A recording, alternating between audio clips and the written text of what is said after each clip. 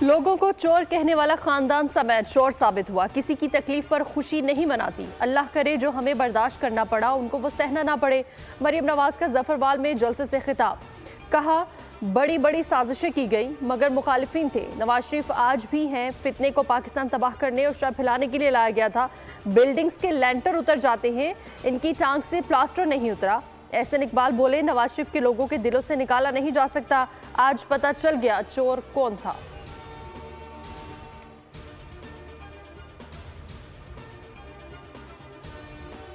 बानी पीटीआई मकाफाती अमल देख रहे हैं। नवाज शरीफ भी मकाफाती अमल इस दुनिया में देखेंगे। तारीखी गुर्बत की वजह पुरानी सियासत है। बिलावल भुट्टो का मालाकंड में जलसे से खिताब। कहा बानी पीटीआई कहते थे कि वो रुलाएंगे मगर खुद रो रहे हैं। जश्न नहीं मनाऊंगा। बानी पीटीआई को तौबा करनी चाहिए। तीर को वोट देकर चौथी बार वजीर आजम बनने की साजिश को नाकाम बनाना है।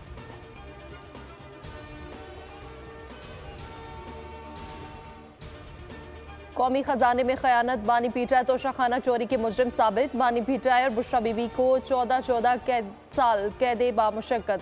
बानी पीटीआई 10 साल के लिए नाअहल करार। अडयाला जेल में समाअत के दौरान एहतसाब अदालत ने फैसला सुना दिया। मुलजिमान पर 1 अरब 57 करोड़ 30 लाख रुपए जुर्माना भी आयद कर दिया गया।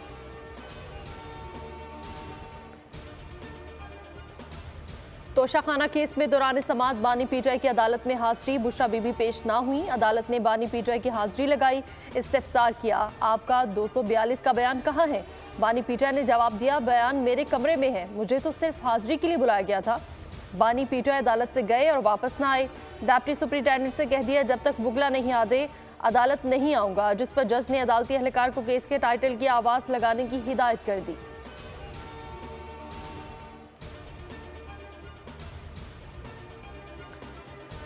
बुशरा बेबी तोशाखाना केस में सजा के बाद गिरफ्तारी देने पहुंच गई। बानी पीटीआई की अहलिया अडयाला जेल में डिप्टी सुपरिटेंडेंट के दफ्तर में मौजूद। अदालत से वारंट गिरफ्तारी जारी होना बाकी। कानूनी तकाजे पूरे किए जा रहे हैं।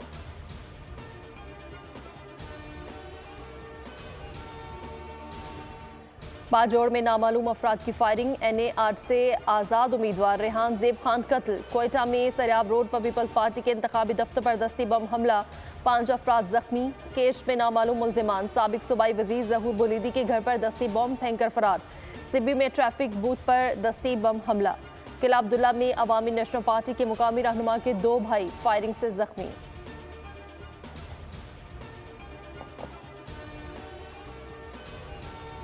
तोशाखाना लूट लिया, जवाब मांगो तो गालियां देते हैं। सामने आ रहा है कि असल चोर और झूठे कौन थे।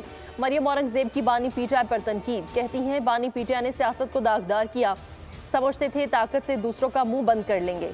अता तारर बोले बानी पीटीआई ने तहाइफ ब्लैक मार्केट में फरोख्त किए। रियासत मदीना के नाम पर करप्शन की गई। शाम को बैठकर सब मिलकर लूट का माल खाते थे।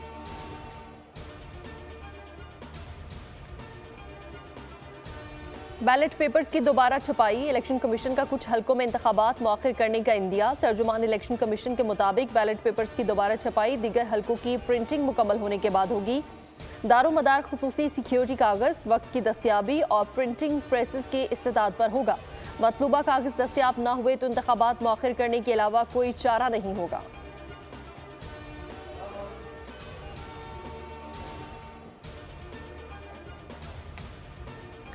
माजी से सबक हासिल करके आगे बढ़ना है। आवाम 8 फरवरी को वोट से मुस्तकबिल का फैसला करेंगे। शहबाज शरीफ की डिजिटल मीडिया नुमाइंदों से गुफ्तगू। कहा माजी पर रोना धोना वक्त का ज़िया है।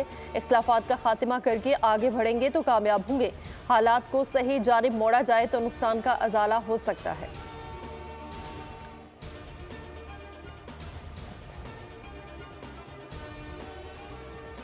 कारकुन के कत्ल की FIR ठीक तरीके से नहीं काटी गई। कातिलों को गिरफ्तार ना करने पर IG का भी एहतसाब होगा। खालिद मकबूल सदीकी की न्यूज़ कॉन्फ्रेंस। कहा कराची अपलट का वोटों के जरिए वार करने वाला है।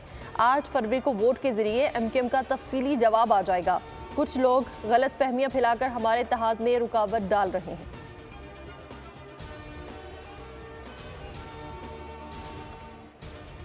कभी धौंस धांधली और जलाओ घिराव की सियासत नहीं की। पीपल्स पार्टी का कराची सेंट्रल के नाखुशगवार वाक़े की जुडिशल इंक्वायरी का मुतालबा। नासिर हुसैन शाह बोले हमारा कब्जा लोगों के दिलों पर है। कराची का अमन बामुश्किल बहाल हुआ। पहल कर रहे हैं, आए मिलकर मसला हल करें।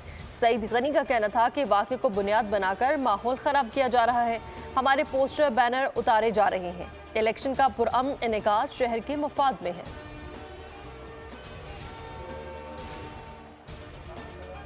बिजली 5 रुपये 62 पैसे महंगी, नेपरा ने मंजूरी दे दी। मंजूरी दिसंबर की माहाना फ्यूल एडजस्टमेंट की दरख्वास्त पर दी गई। सारिफीन पर 49 अरब रुपए का इजाफी बोझ पड़ेगा।